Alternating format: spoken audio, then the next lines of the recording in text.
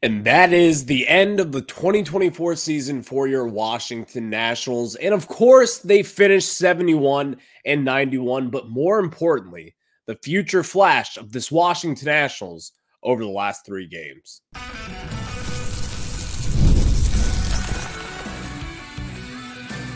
You are Locked On Nationals, your daily Washington Nationals podcast. Part of the Locked On Podcast Network, your team every day. And thank you all for making Locked On Nationals your first listen every single day, as we are free and available wherever you get your podcasts. And of course, I'm your host, Ryan Clary. You can catch me over on Twitter at RyanClary11 and as well as our show page at LO_Nationals. For all your latest Nationals news and notes, make sure to check us out over on Twitter. And of course, while you're at it, make sure to search up Locked On Nationals wherever you get your podcasts, including on Apple Music or Apple Podcasts, rather, Spotify, YouTube, as well for the video version of this podcast. Again, make sure to search up Locked On Nationals. Later on in today's show, the season is over. I just want to take some time to kind of debrief it and kind of lay out what the offseason could look like for this team. And in the second segment, we have the final Nats stock report of 2024. If you've been here every single day, you know what we do on Mondays in the second segment. Who has been up and who has been down, who has been hot and who has been not.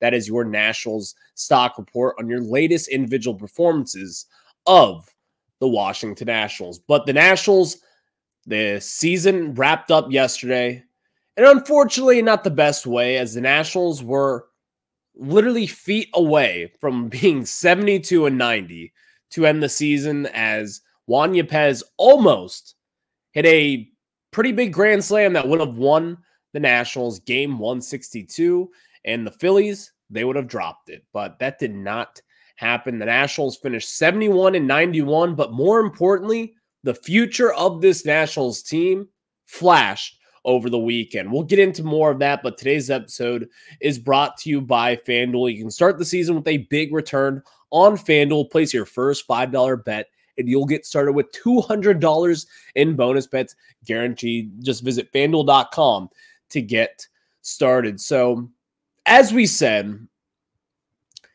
the future did kind of flash yesterday. Watching this Nationals team, you saw James Wood. He went 0 for 5 with 4 strikeouts. That is not a good performance by any stretch of the imagination. But Dylan Cruz going 3 for 3 in yesterday's game as well. And even on top of that, overall this last weekend here, I think you saw a lot of good. And you saw a lot of promise. And I think that is one of my main takeaways of 2024, is that you do have promise. And promise comes in many different ways for this Nationals team, by the way. I think to MacKenzie Gore and what he did just a few days ago to end the season as strongly as he did, that is just one of those things where we can talk about it and we can acknowledge how really poorly he has played at times this season. But also with that said, he has had a very good stretch really over the last month and a half. We're here at the Nationals. On Saturday, 6 innings pitched, only 3 hits, 1 walk, and 9 strikeouts. That is the MacKenzie Gore that I was expecting from day one. And that is MacKenzie Gore that we got, by the way, in the first half of the season. MacKenzie Gore finished the season with a 3.9 ERA, but still, it was a lot better than what his ERA indicates. And again, for a young pitcher who's 25 years old, I kind of look beyond the ERA here. I don't think it tells the full story of MacKenzie Gore in 2024. I think the full story is that MacKenzie Gore was an all-star caliber player in the first half of the season, who then hit the summer struggles and since then bounced back as the weather got a little cooler outside. But as a Nationals fan, what you wanted to see this team do, whether it was match the win total of last year, that's what they did. Or number 2, see a nice little piece of this future and see younger guys do well. You saw that with Dylan Cruz. You saw it with James Wood at points as well. But overall, what the Nationals really kind of did here over the last few days was just kind of give me hope. I saw what I really needed to see, all in the span of just a few days. Dylan Cruz going 3 for 3 yesterday. James Wood hitting his 9th home run in his rookie season on Saturday's game. I've seen it all. We've seen it all. I think you can now see the future and really where the direction of this team is going to be going. And it's going to be up, by the way. And also, I will add this.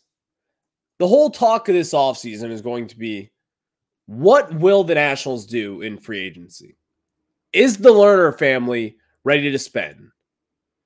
Talk Nats had this yesterday as Mark Lerner said that Mike Rizzo will have the financial resources he needs this offseason. Now, if we're reading between the lines and really what that means about the Nationals and what they will do, is the financial resources that he'll have an open checkbook and they'll be spending on a big-time free agent? You would like to think that. But also, I'm not too convinced of that at this point in time. I'm just not. Because I think that quote, while it is different from last year, and Talk Nats did point that out because he had the quote from last year as this was it, quote, it's Mike Rizzo's call as to how he wants to fill the holes. A free agent or whatever, he knows the game plan he wants to follow. Whatever he desires, he knows he has the resources to build a winner. Now, the quote is different. But again, I'm not going to buy fully into that. I don't think that's gospel up at this point. Because again, where the Nationals sit today, it makes all the sense in the world to add that veteran in this clubhouse. You're going to be losing Patrick Corbin. You very well could be losing Trevor Williams as well. You don't really have that many veteran guys on this team right now sitting here today that will be a guaranteed lock on this roster moving forward. You just don't. And again, with guys like James Wood making impacts up in the bigs, with guys like Dylan Cruz doing what he has to do, you see the future and you see that it could be pretty bright. But there's also obvious holes, in which we saw in yesterday's game against the Phillies. But overall, what I saw from this weekend was a team that, in my opinion, could be ready to make a jump. I'm not saying they will be, but if things fall the right way, if you add an extra bat in free agency, if you go out there and spend on a big free agent starting pitcher, if you go out and make a big splash trade, things could look up for you. I just don't know in what way that will look like. Because again, the Nationals, while they do have a bright future, they still have holes on this major league roster that need to be filled, and preferably, I'd like to see them filled by veterans, by guys in free agency. I already see Nationals fans on Instagram. Christian Walker, the Arizona Diamondbacks first baseman, who will likely walk, if I'm assuming. People are already talking about him and the Nationals. Fans are wanting him to come to D.C., Pete Alonso, who's going to be a free agent this year as well. The Mets are very likely to be in the middle of the Juan Soto sweepstakes. Pete Alonso probably could get let loose and not re-sign there. There are options. I don't know what the Nationals will do in order to fill them, but as we head into this offseason, this feels as if it is by far and away the biggest offseason since you entered that 2019 season. I know we've kind of hinted at it in years past, over the last 2 seasons in particular, and saying, well, the Nationals, they could spend. It does make sense going into this last year. They could have spent on someone. But I truly do think the time is now. And with that said, if you get a veteran bat and or a veteran starting pitcher, someone that you can rely on every 5 days, or a veteran bat that can be in the middle of your lineup, hitting 30-plus home runs a year, the future looks bright. That's all we can say at this point.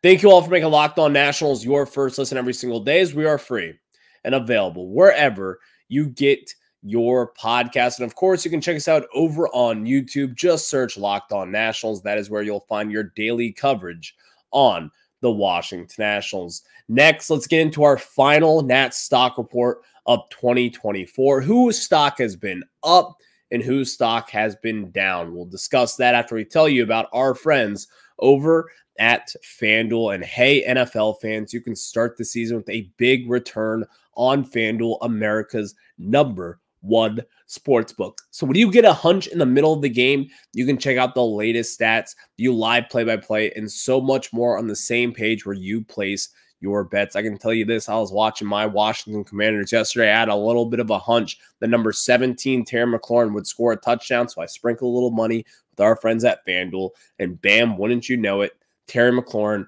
touchdown just a few plays later. And if you're new, you'll get started with $200 in bonus bets guaranteed when you place your first $5 bet. Again, you'll get $200 in bonus bets when you place your first $5 bet.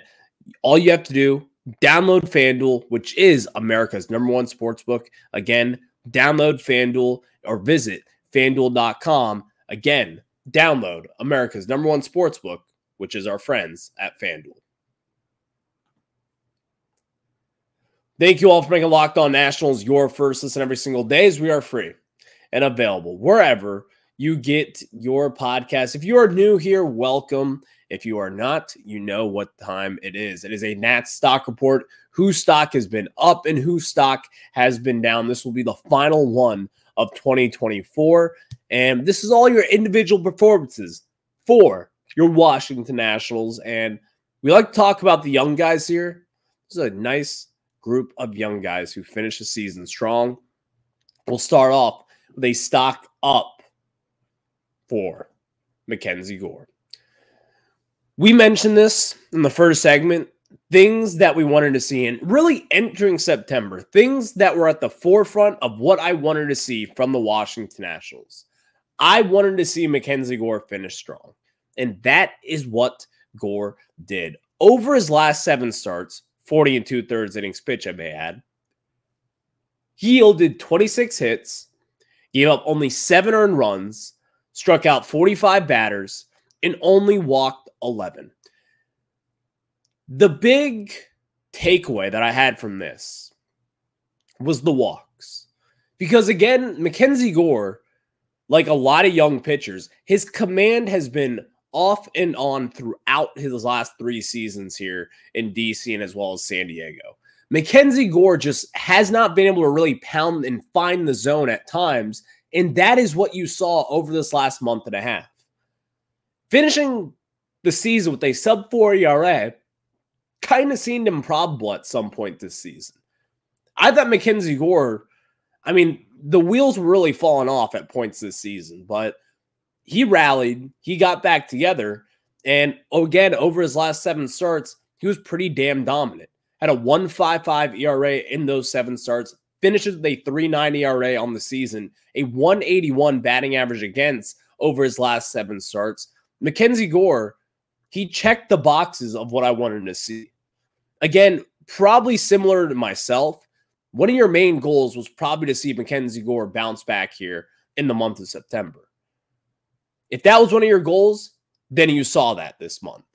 MacKenzie Gore finished the season strong, and you got to love to see that as we enter the offseason here, and it's going to be a big one, by the way.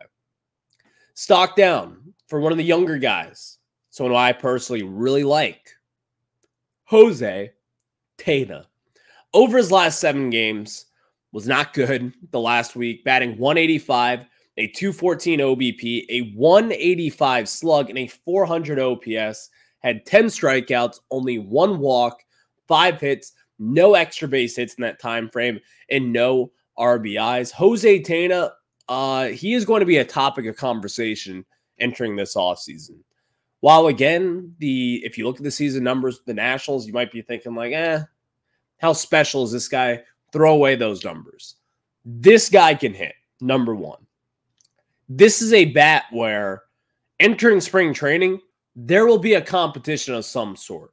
Whether it's going to be over at third base, DH, second base, outfield. I could see Jose Tena being moved around the diamond here. I don't know exactly what his ceiling is, but looking at him and how young he is, his bat will play up in the majors no matter what position he is at. At this point in time, and I may rethink this down the line, but Jose Tena, I kind of look at him as potentially a corner outfielder, like a left fielder. I see a hole out there. Now, some people may not be thrilled to move off of Jacob Young, who was one of your more valuable players this season, defensively speaking.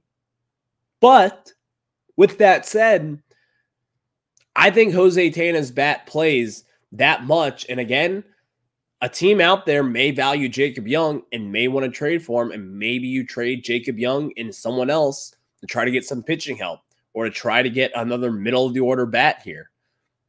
There's a lot of different possibilities this year, but I think Jose Tena could be a part of this future here in DC.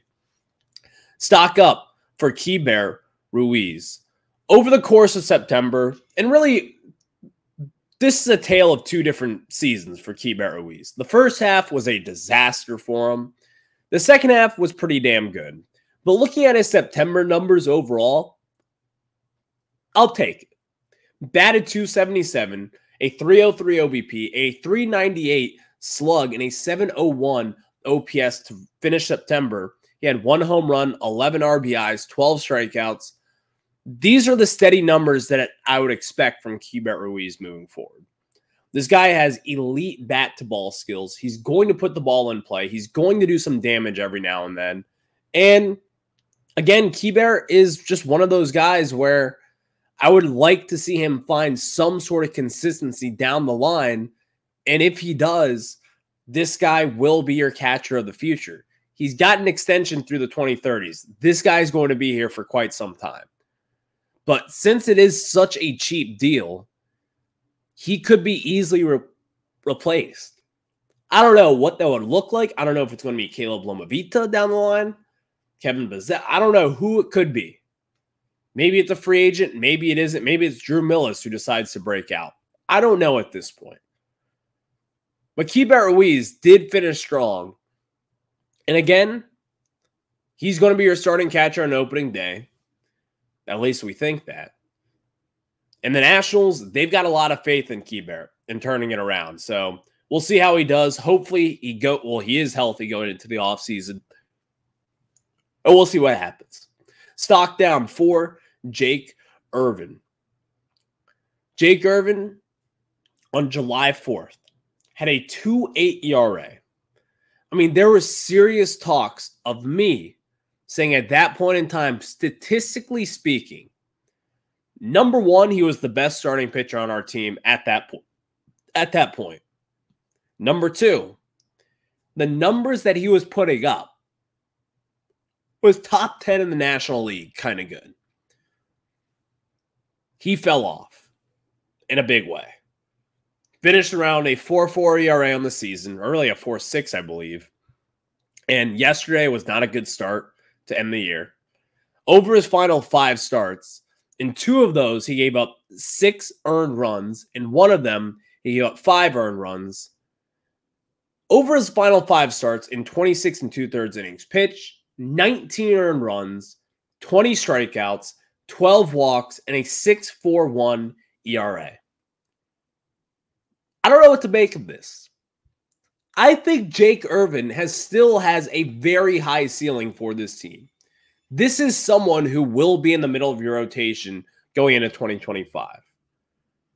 But also, the reality of it is that I think his struggles are real. And I think he's more so the second half version of Jake Irvin than what he is in the first half of Jake Irvin.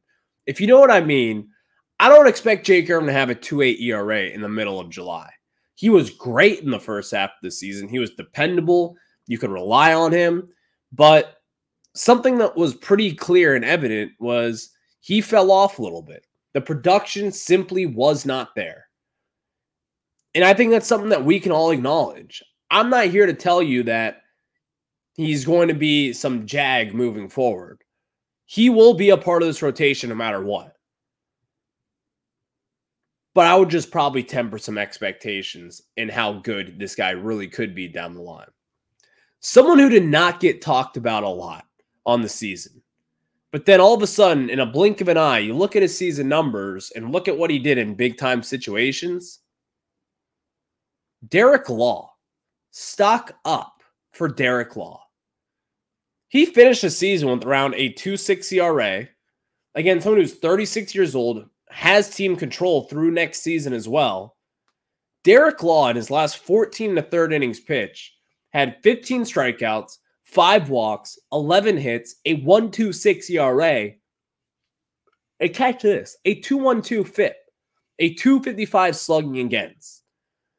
Derek Law, while you trade away Hunter Harvey, while you trade away a lot of different guys, you trade away Dylan Floro, Derek Law has just quietly but surely gone through this season and has pitched at a pretty phenomenal rate. In hindsight, I look back at it and I'm like, why did the Nationals not entertain trading him? Maybe they weren't getting calls. Maybe they knew that he had another year of control left, and this guy put together a pretty solid season last year in Cincinnati as well. But Derek Law, you've got something there.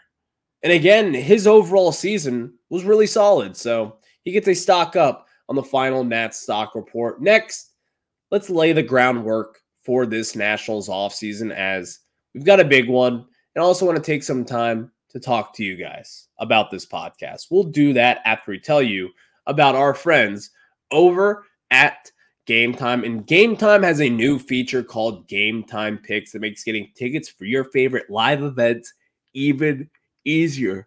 Game Time Picks filters out the fluff to show you only incredible deals on great seats so you don't have to waste time searching through thousands of tickets. And of course, I can tell you this, the other day on Friday night, I was walking up to Nationals Park, and what I was doing is I opened up Game Time.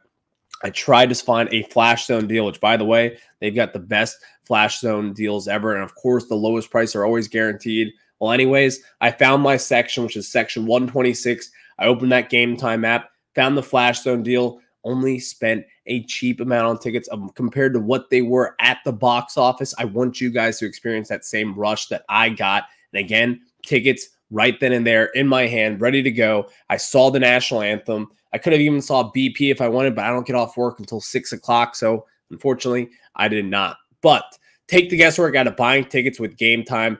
Download the Game Time app, create an account, and use code LOCKEDONMLB for $20 off your first purchase. Terms apply. Again, create an account and redeem code LOCKEDONMLB for $20 off. Download Game Time today. What time is it? It's game time.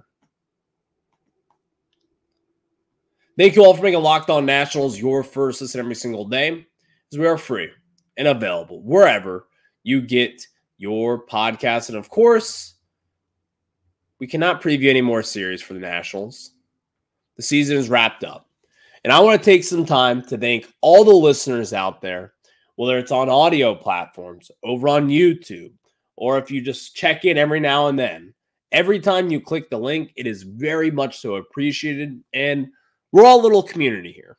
If you're a Nationals fan out there, you take the time to listen. You watch every single day, just like we all do. And again, it means a lot. I love doing this job. I love getting to watch this team every single day. I grew up watching this team every single night. And now as an adult, sort of 24 years old, I get to watch this team and break it down the next morning. And I could not be happier. This offseason will be so much fun doing this podcast. I cannot say enough about it. I've said it before, but I'll say it again. This is going to be the offseason for the Washington Nationals. You stay tuned right here to hear all about the news, the rumors, what could happen, what should happen, and what will happen. That'll be right here on Locked On Nationals. So I wanted to take some time to really just kind of debrief really quick and get you ready for this offseason. And later on, really starting the next week or so, we'll start to have player breakdowns of 2024. Some guys like CJ Abrams, MacKenzie Gore, they'll have a whole episode just about them breaking down their season, what to expect from 2025 and really moving forward, and who are some guys that could get extensions. There are a couple different guys who could be doing this. So we have a ton to talk about this offseason, and I cannot wait to share it with you. But unfortunately, the in-season is over and the off-season has come. So thank you all again for making Locked On Nationals your first listen every single day. I will catch you guys on the flip side. The off-season is here. Let's talk about the Nats. Until April comes back around, opening day is here. We got postseason baseball starting tomorrow. Have a good one. Go Nats.